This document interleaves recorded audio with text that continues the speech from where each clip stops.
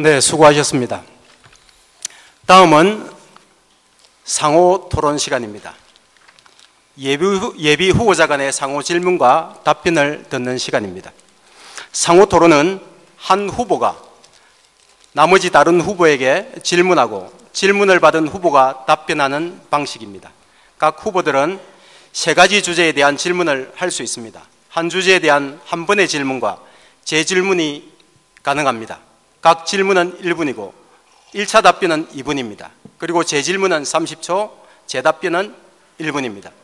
각 질문과 답변에 대한 시간을 엄수해 주시기 바랍니다. 질문 시간을 초과하면 타령과 함께 마이크가 꺼집니다. 답변은 역시 제한 시간 30초 전에 예령으로 1회 타종하게 되고 10초 전에 3회 타종하게 됩니다. 정해진 시간이 경과하면 난타와 함께 마이크가 꺼지게 됩니다.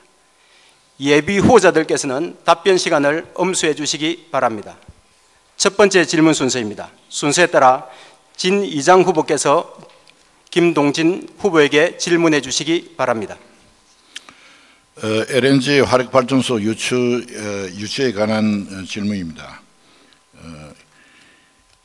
이 고용 효과가 거의 없는 이것을 왜 유치를 하며, 그리고 초대형 재난이 일어날 수도 있는 이 위험한 것을 왜 유치를 하는지, 그리고 왜 이런 것은 그리고 그다음 방금 이야기한 포스코 프렌텍 유치에 관련돼서 이야기입니다. 그래, 포스코 프렌텍을 유치했다고 틈나면은 김 시장이 자랑을 하는데, 사실은 안전개발 주식회사 김채분 사장과 이군영 국회의원이 노력한 덕분이 아니냐, 그리 생각이 듭니다. 도대체 김동진 후보께서 무슨 역할을 포스코 프렌텍 유치를 하는데 하셨는지 지금 밝혀주시기 바랍니다. 김동진 후보 답변해 주시기 바랍니다. LNG 가스 발전소에 대해서 말씀드리면은, 지금까지 우리 안정산업공단이 2010년 3월 달에 면회가 나고 난 뒤에 아무런 어떤 공단에 대한 조치들이 없었습니다. 거기에는 이제 들어올 기업이 없어가지고 굉장히 힘들었는데, 재작년 7월 달에 그 예포부락 주민들이 여기에 LNG 가스 발전소를 유치해 달라는 청원이 들어왔어요. 그래서 저희가 검토를 해보니까 고용 효과가 약 한 건설 기간 동안 한 20만쯤 되고, 지원 규모가 전체적으로 그 인근 주민에게 대해서 한 300여 원쯤 되고, 또 전체 투자 규모가 한 2조 7천억쯤 됐습니다. 이 정도면은 충분하겠다. 그리고 우리나라에 LNG 가스 발전소가 굉장히 위험하다고 그러는데, 우리나라 화력 발전소 많습니다, 여러분. 전 세계적으로 화력 발전소 많습니다. 가스 발전소 많습니다. 제가 그런 부분에 대해서 좀 확인을 하기 위해서 우리 어민 대표들하고 13군데, 조그마한 만에 13군데 화력발전소가 있는 데를 갔다 왔어요. 이게 위험하다고 그러면은 아마 그 일본의 그 도시는 벌써 어디 하늘나라가 없었을 겁니다. 위험할수록, 물론 안 위험한 게 어디 있습니까? 주유소도 위험하고, 우리 이런 모든 게 기름 떼는 것도 위험하고, 도시가스도 다 위험합니다. 중요한 것은 그런 위험한 물질을 우리가 어떻게 안전하게 다루느냐. 핵이 폭탄이 되면 엄청난 무기가 되지만 그걸 활용하면 평화적으로 잘 이용할 수 있듯이 우리가 어떻게 안전 시스템을 잘 가져가는가 중요하고요. 안전공단에 포스코 플랜텍이 들어오게 하기 위해서 우리 시에서 정말 거기다가 어떤 행정적인 절차에 인센티브를 주겠다, 거기에 들어가는 어떤 여러 가지 그 도로는 어떻게 해주겠다, 우리 시가 반대하면 그게 들어올 수 있겠습니까? 적극적으로 유치를 했죠. 물론 이군인 국회의원도 역할을 하시고 기업주의도 역할을 하시고 본질적으로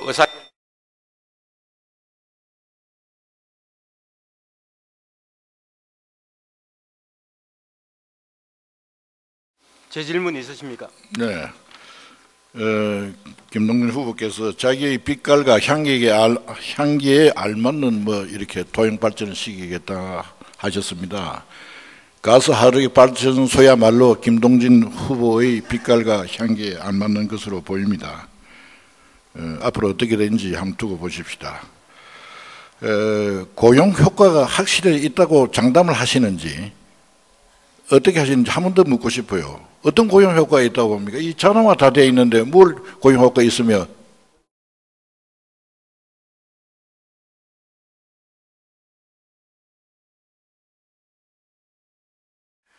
저희가 갖고 있는 자료에 의하면은 이 LNG 가스 발전소를 운영하는 데 들어가는 여러 가지 고용 인력이 약 600명쯤 됩니다.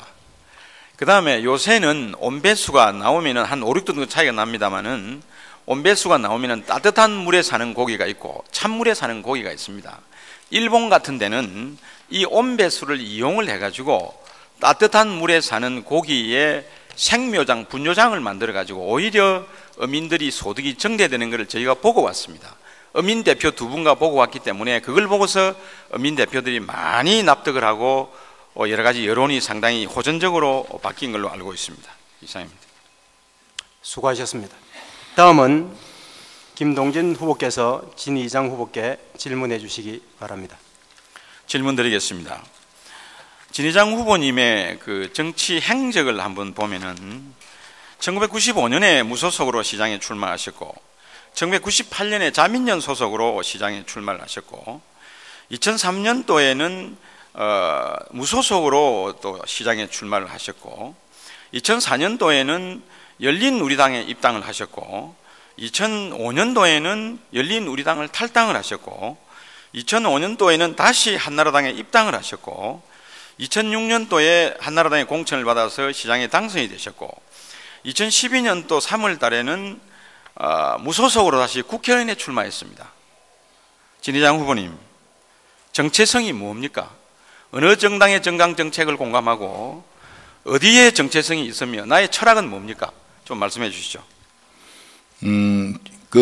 저는 그 정치가 옳은 그 국회의원이라는 이런 정치가 아닙니다. 지금 지방자치단체장입니다. 제일 저희 철학은 제일 저한테 신봉이 당은 국비에서 많이 따오는 당입니다. 제가 무소속을 했든지 뭘 했든지 그거는 그 흥부의 박씨를 나르는 그러한 것입니다.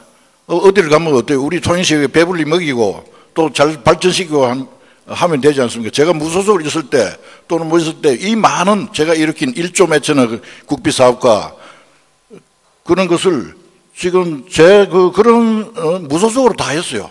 또 어떤 데는 필요하면 또 들어가라 해서 했어요. 나는 그게 제 철학입니다.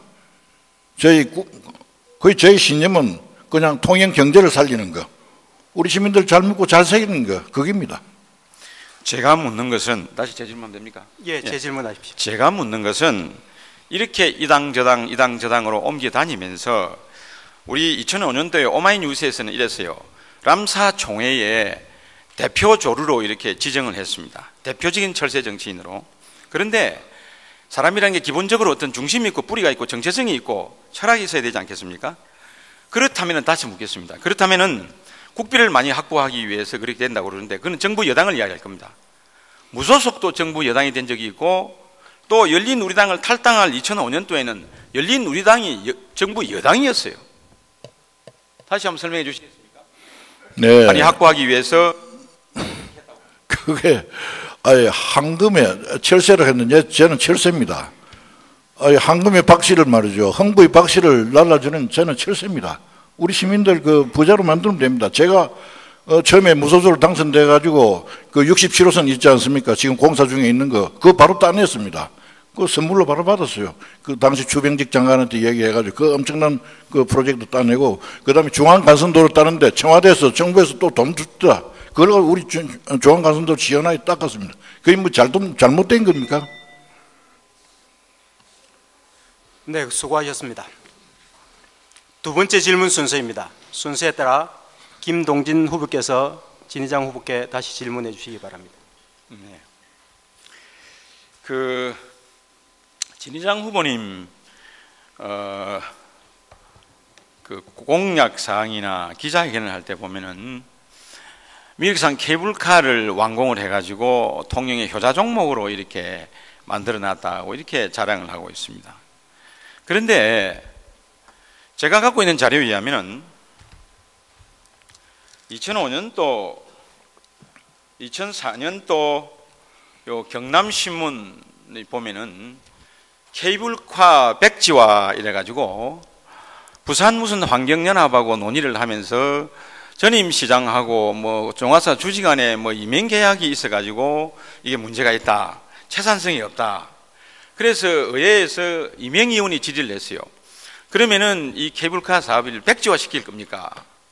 83%의 주민투표로 이렇게 해가지고 진행되는 이 사업을 어떻게 백지화 시킬 것입니까? 그랬더니 시민들에게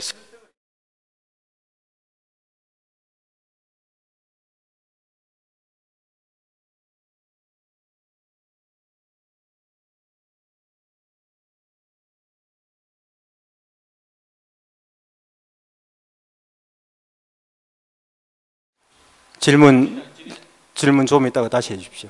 시간이 경과했습니다.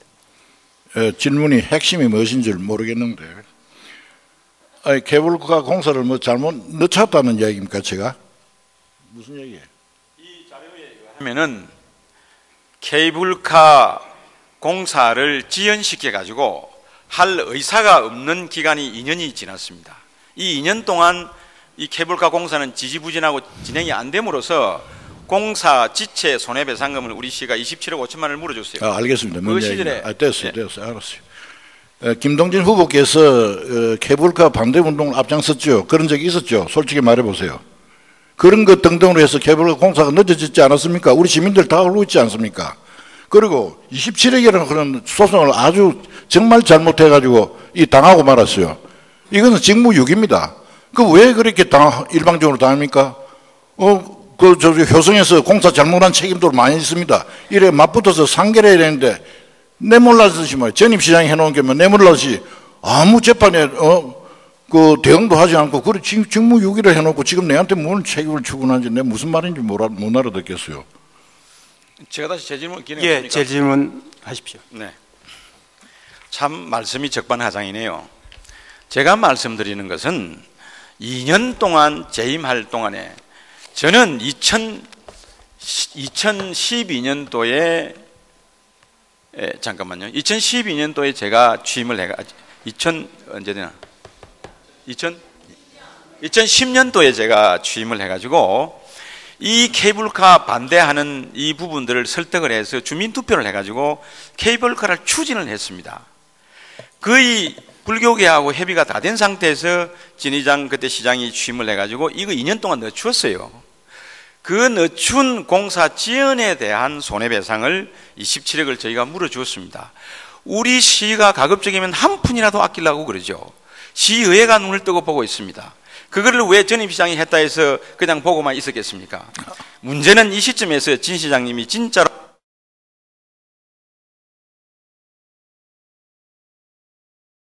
질문 시간 초과되었습니다. 양심 고백이나 사과를 하시는 게 순서라고 생각합니다. 아니, 참으로 적반하장이면 참으로 이게 무슨 소리냐 말해보네. 답변 부탁합니다. 이 답변은 제가 이렇게 웃는 것으로 답변 마치겠습니다. 아이, 정말 하도 이 가짜는 이야기가 돼서 제가 답변을 안 하겠습니다. 조금 전에 사실관계가 왜곡된 것이 있어서 제가 바로 잡겠습니다. 2010년 민선 5기 취임하고 나의 문제가 아니고 2002년 김동진 시장께서 시장으로 당선되고 난 다음에 바로 일입니다. 그 8년간의 갭이 있었는데 김동진 후보께서 잠시 기억을 못 하셨던 것 같습니다. 감사합니다. 다음은 진이장 후보께서 김동진 후보에게 질의해 주시면 되겠습니다. 김동진 후보, 내가 정말 이거 안타까워서 묻는데 서호천 예산 왜 반납을 했어요? 그 한 대답을 한번 해보십시오. 말씀드리겠습니다. 이상입니다. 예. 제가 취임을 하니까 우리 통영에 그 하천을 복원하는 계획이 두 가지가 있었습니다. 정량천이고 서호천이었습니다. 그런데 정량천은 전체가 규모가 한 270억 정도 되는 규모인데 약 60%가 비보상 대상 지역입니다. 말하자면 산과 이렇게 개천으로 되어 있어요. 그런데 서호천은 전체가 도로로 이루어져 있습니다. 복개 도로로.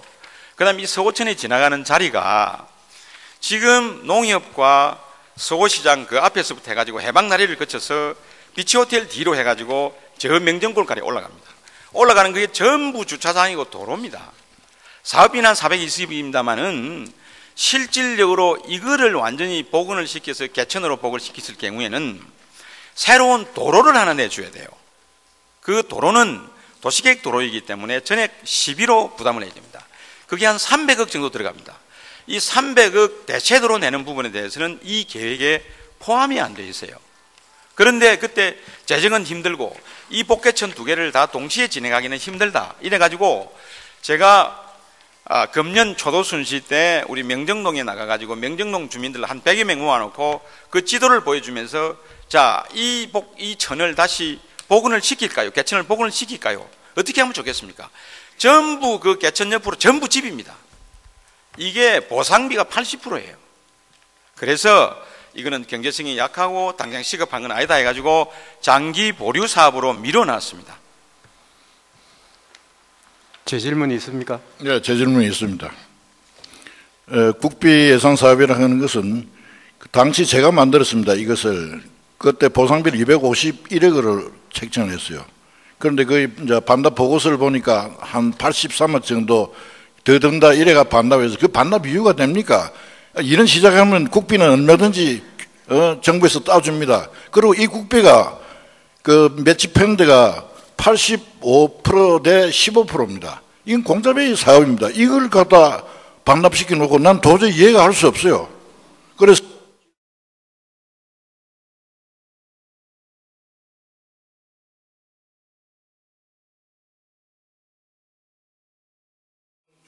질문 시간 초과되었습니다.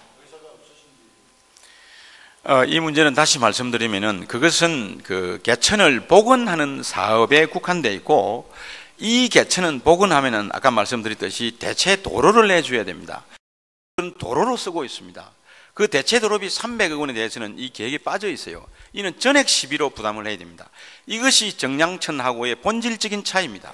그래서 이거는 좀 장기적으로 보자 이래서 보류시키 놓은데 불과합니다. 그리고 국비를 반납했다고 그러는데 국비가 내려온 것은 아니고요. 그 국비가 책정되어 있었습니다. 그래서 이걸 장기 보류를 하고 있는 상황입니다. 수고하셨습니다. 전직 시장이고 현직 시장이다 보니 서로 입장 차이가 확연하게 드러나고 시정을 바라보는 입장들이 다 차이가 있는 것 같습니다. 방청객 여러분들과 시청자들 여러분들께서 잘 보고 판단해 주시면 고맙겠습니다. 긴장들 하시는 모양인데 물도 한 잔씩 하시면 좋을 것 같습니다. 괜찮습니다. 계속 진행하십시오. 세 번째 질문 순서입니다.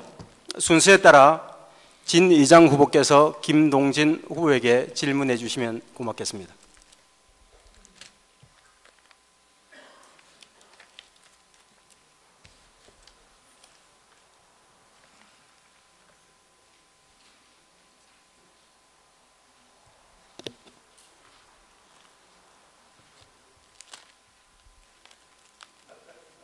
아이 뭐 질문할 걸. 질문 없으시면 그냥 넘어가죠. 뭐 괜찮아요. 참 그 중림의 그 만평 그 왜 팔았습니까? 예. 중림에 뭐요? 중림의 시우지 땅 만평 그 왜 팔았냐 말이에요. 중림의 땅은 존경하는 우리 진 의장 후보께서 빚이 놓은 거 빚 갚기 위해서 팔았습니다. 그런데 그 팔아가지고 판 금액이 540억인데 빚 갚는 돈은 50억밖에 안 쓰고 나머지는 지적재적 없어지고 땅도 없어지고 돈도 없어지고 그 어디 갔어요 그게? 그 전에 2년에 걸쳐서 이 빚을 갚아 나갔는데 2010년도 빚은 230억 지방채를 발행을 했고 2011년도에 넘어온 빚 230억을 250억을 이 땅을 팔아가지고 갚아 나갔습니다. 어떻게 갚았느냐? 이 땅을 팔 때 의회의 조건이 대체재산을 좀 이렇게 하나 조성해라. 그래가지고 20% 정도 108억 정도 떼놔가지고 대체재산 조성비로 이렇게 떼내놓고요. 230억 전해에 지방채 발행한 거 50억 갚았고 그 다음에 그 전해에 이걸 결산한다고 우리가 다른 주머니를 차고 있는 게 있습니다. 예를 들면 기금, 특별회계 이런 데서 일시적으로 꾸어왔습니다. 그 이상 뭐 구체적으로 들을 필요가 없잖아요. 그런 얘기를 뭐 어디 썼는 게. 그 땅 팔아가지고 김동진 후보가 개인 호주머니에 넣었지는 않았을 거 아닙니까? 다 썼겠죠. 그런데 그 쓴 것이 빚 갚는데 50억. 사회자님. 잠깐 조용해 주시기 바랍니다. 양쪽 후보께서는 조용해 주시기 바랍니다. 세 번째 순서 질문에 있어서 양쪽 후보들께서 뭐 주어진 시간을 적절하게 활용해야 되는데 그러지도 않고 간단한 질문, 간단한 답변으로 공방이 오고 갔습니다. 사회장 재량으로 이 부분에 있어서 방청객들과 시민 여러분들의 알 권리를 위해서 다시 한번 정리해서 질문하는 시간을 드리도록 하겠습니다. 진희장 후보께서 질문해 주시기 바랍니다. 김동진 후보께서 지금 그 빚과 계속 빚이라는데 세입결함을 진짜 구별을 못한다. 아까 내가 좀 너무 강한 표현을 해서 죄송합니다만 이 표를 보면은 2009년, 2010년, 2011년 우리 그 중앙정부에서 오는 지방교부세가 1,500억 정도 됩니다. 평균. 그런데 4대강 사업으로 해서 이게 좀 돈이 적게 내려왔습니다. 이것이 세입결함이 보통 평균 한 3개년도에 250억 정도 발생했어요. 세입결함입니다. 이것은.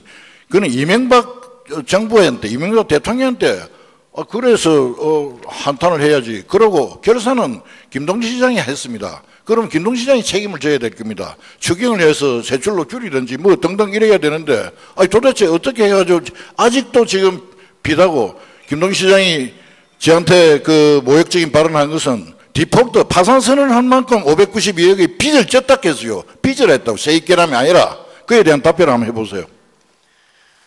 예, 김동진 후보 답변해 주시기 바랍니다. 사회자님, 예. 우리가 세 가지 질문을 한다고 그랬죠. 합의에 의해서. 예.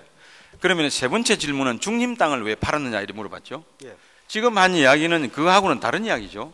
그럼 이 네 번째 다른 질문 아닙니까? 아닙니다. 세 번째 건은 서로 시간을 제대로 지키지 못하고 왔다 갔다 했기 때문에 방청객들의 알 권리와 시청자들의 알 권리를 위해서 새로 하겠다고 다시 말씀드렸습니다. 답변 부탁드립니다. 그렇다면은 제가 답변을 할 때 답변할 시간 동안 충분히 답변을 하도록 해야지 중간에 후보가 끼어들어 가지고 자꾸 말을 막고 해버려 가지고 이 일이 진행된 거 아닙니까? 그럼 이 제재를 좀 가해줘야 돼요. 사회자가. 제가 말씀드리겠습니다. 590억 그 부분은 어떻게 된 거냐? 자, 이렇게 한번 생각해 보십시다. 2009년도에 진희장 후보께서 외상공사를 했습니다.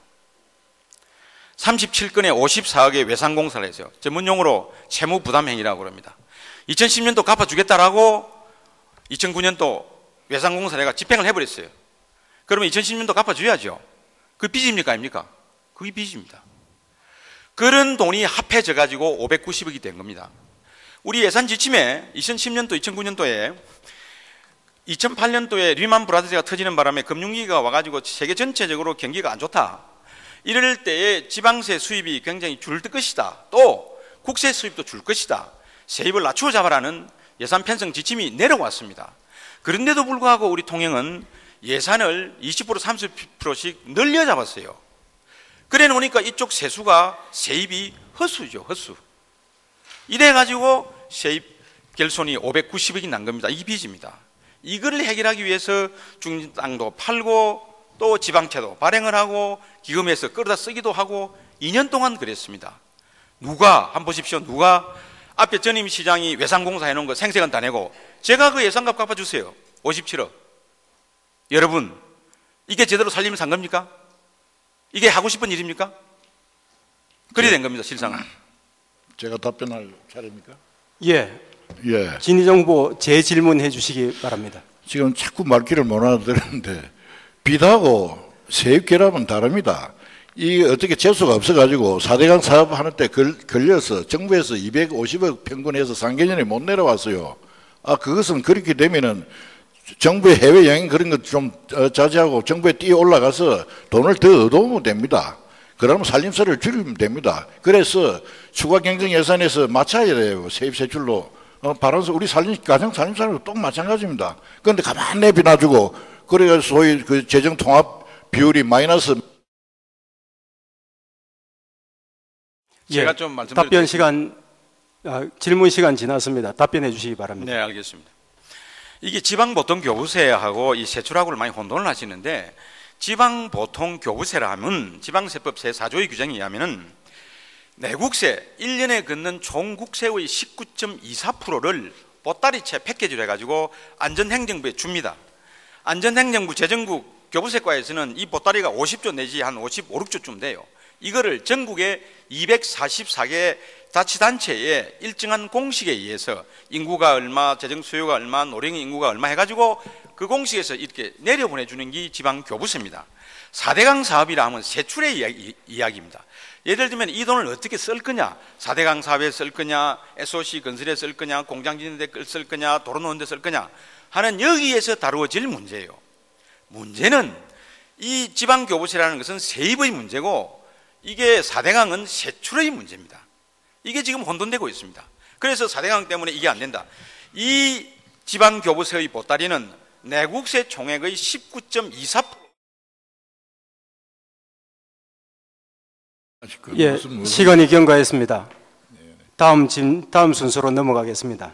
다음은 김동진 후보께서 진희장 후보께 질문해 주시기 바랍니다. 알겠습니다. 우리 그 진희장 후보께서 한산도에 케이블카를 놓기 위해서 용역을 3번 했어요. 3번. 이게 연도별 용역 발주 현황입니다. 제일 처음에는 2005년도에 2,900만 원을 들여가지고 용역을 했는데 결과가 어떻게 나왔느냐, 사업비 과다 및 사업기간 장기간 소요로 부정적으로 나왔습니다. 2009년도에 다시 물경 3억 5천을 들여가지고 그 해상 케이블카 타당성 조사 및 기본계획 수립 용역을 했습니다. 근데 여기서 결론이 사업비 과다 및 사업기간 장기간 소요가 나왔습니다. 2010년도에 다시 2억 6천을 들여가지고 타당성 조사 및 기본계획 수립 용역을 했습니다. 요거는 용역을 해놓고 결과는 제가 취임을 해가 받았습니다. 여기에도 역시 똑같은 결론이 나왔어요. 사업비 과다 및 사업기간 종기간 소요. 3번에 걸쳐서 거금을 들여서 용역을 한 결과도 해상 케이블카는 이게 문제가 있다 해가지고. 질문 시간 넘었습니다. 답변해 주시기 바랍니다. 네, 스위스의 스위스의 그 하여튼 케이블카 공사를 한 최고의 실력자들이 통영에 와가지고 가능하냐, 어떠냐, 그 제가 정말 심도 있게 토론하고 분석을 하고 그랬습니다. 가능하다는 거예요. 100% 가능하다는 게. 그래서 저것을 추진을 해서 언젠가 다시 제가 시장이 되면은 끈질긴 노력으로 한번 붙어야 됩니다. 끝까지 한번 해보고 안 되면 포기를 하든지. 지금 저 사업이 국비 지원 사업이 4천억으로 넘어가 버렸어요. 해상 케이블 지원 사업이 얼마나 안타까운 일입니까? 이런 일을 하지도 않고 말이야. 좀 남 비난을 하고 뭐 용역이 어쩌고, 용역 그까이 게 그게 중요한 겁니까? 일을 하고 있는 추진하겠다는 의지가 중요한 겁니다. 제 질문 있습니까? 자, 그러면 용역이 중요하냐? 아니면은 외국의 어떤 사람이 와서 한 말이 중요하냐? 누가 책임질 거냐? 이게 말이죠. 2009년도에 3억 5천을 들여서 이 사업이 문제가 있다라고 판정이 났으면은 2010년도에는 다시 용역을 안 해야죠. 이 용역비 이게 낭비입니다. 대표적으로 산림을 이렇게 잘 썼어요. 그리고 한두 사람이 보는 관점에 따라서 뭐 좋다 할 수도 있지만은 전문 용역기관에서 전문가들이 이렇게 나름대로 머리를 써서 용역을 할 때는 존중할 줄도 알아야 됩니다. 그래도 계속 앞으로도 시장이 되시면은 해상 케이블카를 놓으실 겁니까? 질문 시간 초과했습니다. 답변 부탁드립니다.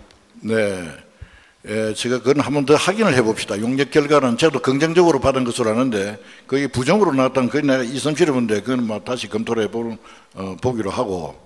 도대체 이것이 그 하겠다는 의지가 그 무슨 잘못된 것입니까? 차라리 이런 그 예산 낭비를 따지는데 봉도라는 사람 하나 사는 말이야. 그 섬에다가 마른 수건 짜면서 이렇게 아끼 쓴다는 그런 정책 하에서 봉도에 사람 하나 살지도 않아요. 뭐 관리는 안 하고 3억이나 들려서 말이야. 우리 시민의 혈세를. 사회자님. 질문에 벗어난 답변은 제재를 좀 시켜주세요. 아니, 그는 예산 낭비를 했다 보니까 내 예산 낭비의 대표적인 사례가 봉도에 선착장 만들어 준 것이라는 것을 그 용역 주는 것이 훨씬 낫죠. 마이크 꺼주세요. 두 분 마이크 꺼주세요. 그 질문에 대한 답변은 방청객들과 시민들, 시청자들이 판단할 몫입니다. 그리고 답변 중간에 끼어드시면 답변하는 자의 권리에 침해됩니다. 답변은 1분이었는데 30초 더 드리도록 하겠습니다. 답변해 주십시오.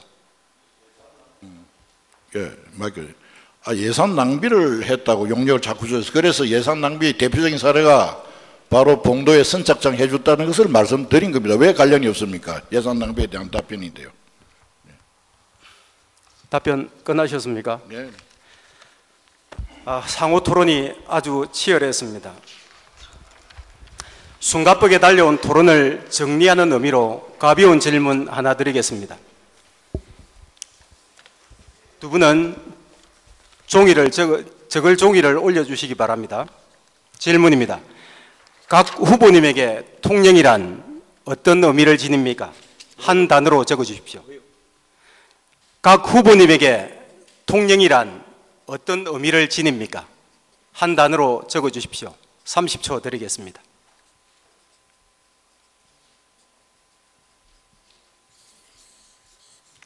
한 단어로. 한 단어라 했습니까? 예, 한 단어로 적어주십시오.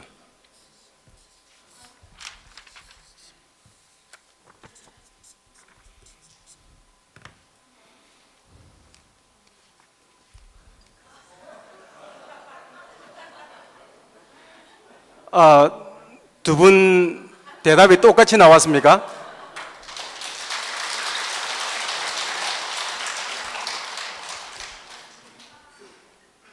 김동진 후보께서 왜 꿈인지 한번 설명해 주시겠습니까? 꿈꾸고 싶은 도시고 꿈 같은 도시고 앞으로 꿈처럼 꾸미고 싶은 도시입니다.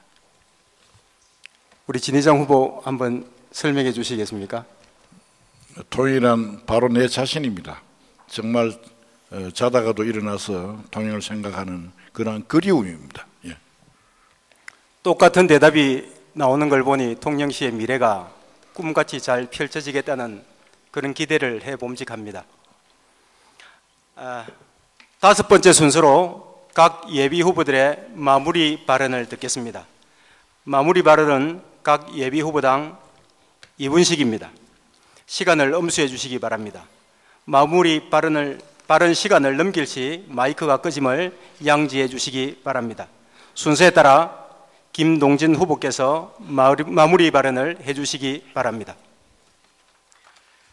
존경하는 우리 14만 시민 여러분, 그리고 우리 방청객 여러분, 이제 짧은 시간입니다만은 이 토론을 통해서 누가 진정한 살림꾼인지, 누가 들어올 돈과 나갈 돈을 제대로 계산해서 알뜰살뜰 살 수 있는지 밝혀졌습니다.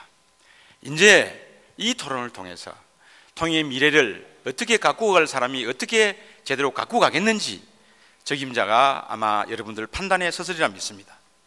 이제 이 토론을 통해서 정말 우리가 뽑은 박근혜 대통령과 국정 철학을 같이 하고 우리가 뽑은 이군의 이영과 오손도손 통영 발전을 위해서 누가 의논하며 소통하며 통영을 이끌어갈 수 있을지 이제 밝혀졌습니다. 이제 통영은 복잡한 행정의 도시입니다.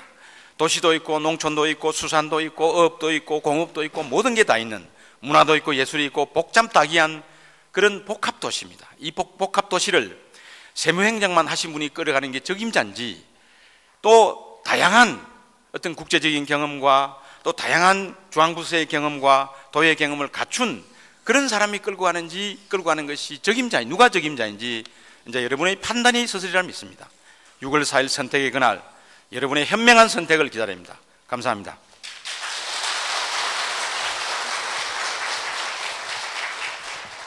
다음은 진희장 후보 차례입니다. 선거에 관련해서 우리가 이렇게 모였으니까 좀 마무리 발언도 선거와 관련한 이야기를 하고 마무리하겠습니다. 그 낭만적인 이야기는 집어치우겠습니다. 김동진 후보는 선거전이 시작되면서 소위 돈봉투 사건이라는 것을 일으켜서 선관위에 고발된 것을 시작으로 모 신문 기자로부터 허위사실 유포 및 명예훼손으로 고소를 당했습니다. 뿐만 아닙니다. 김 후보 측근이 그 기자를 회유하여 고소 취하를 받기 위해 수백만 원의 금품을 제공함으로써 또다시 경남도 선관위 및 검찰에 고발당하는 사건이 벌어졌습니다. 어제 저녁 KNN 방송에서는 통영시장 선거의 돈봉투란 제목으로 지금이 어느 때인데 라는 제목으로 뉴스가 나왔습니다.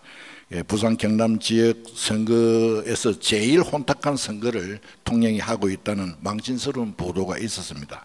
페어플레이가 되어야 할 선거전이 건풍과 흑색 선전이 난무하는 난장판이 되었어야 되겠습니까? 관계기관에서는 엄정한 수사를 해주실 것을 촉구합니다. 그렇지 않아도 김동준 후보는 지난 2003년 선거법 위반으로 구속됨으로써 통영 시민의 막대한 혈세를 낭비하여 보궐선거를 치러야 했습니다. 이제 그런 악몽이 재현돼서는 안 됩니다. 과거는 미래의 거울입니다. 우리 두 후보가 과거 시장 재임 시 어떤 일들을 했는지 한번 비교해 보십시오.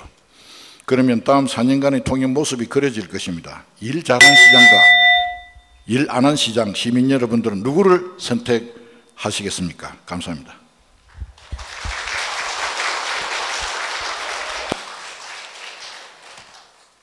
통영 시민 여러분, 방청객 여러분, 통영시장 예비후보자 초청 토론회 어떻게 보셨습니까? 이번 6.4 지방선거는 통영 시민이 주인임을 확인하는 중요한 선거입니다. 과거의 선거 형태에 후보자 중심의 선거였습니다. 후보자가 공약을 내고 유권자가 그 공약을 보고 선택하는 선거 패러다임이었습니다. 그러나 이번 통영시 단체장을 뽑는 선거는 시민이 시장 후보자에게 직접 공약을 제시하는 유권자 중심의 선거 패러다임으로 바뀌었습니다. 통영시에서 선거혁명이 시작되었다고 볼 수 있습니다. 그 증거는 시민들이 보내주셔서 한산신문에 연재했던 시민정책 제안을 두 후보께서 대거 수용하신 것입니다.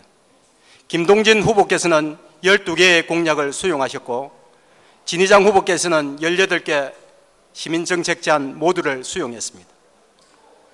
두 후보께서 시민들의 정책 제안을 수용하시고 새로운 선거문화 정책에 협조해 주셔서 대단히 고맙습니다. 지난 4월 17일 경남 매니페스토 실천 운동본부에서 지자체 단체장들의 공약 이행 정도를 발표했습니다. 그 발표에 따르면 지키지도 못한 헛공약이 많았다고 합니다. 헛공약은 당선만 되고 보자는 거짓말이나 다름없습니다. 통영 시민 여러분, 시청자 여러분, 방청객 여러분, 이번 통영시장 예비후보자 초청 토론회를 보시고 어떤 생각이 드셨습니까? 통영 시민 여러분이 어떤 후보에게 통영의 시정을 맡길지 결정하는 데 많은 도움이 되었기를 기대합니다. 이상으로 6.4 지방선거 통영시장 예비후보자 초청 토론회를 마치겠습니다. 고맙습니다.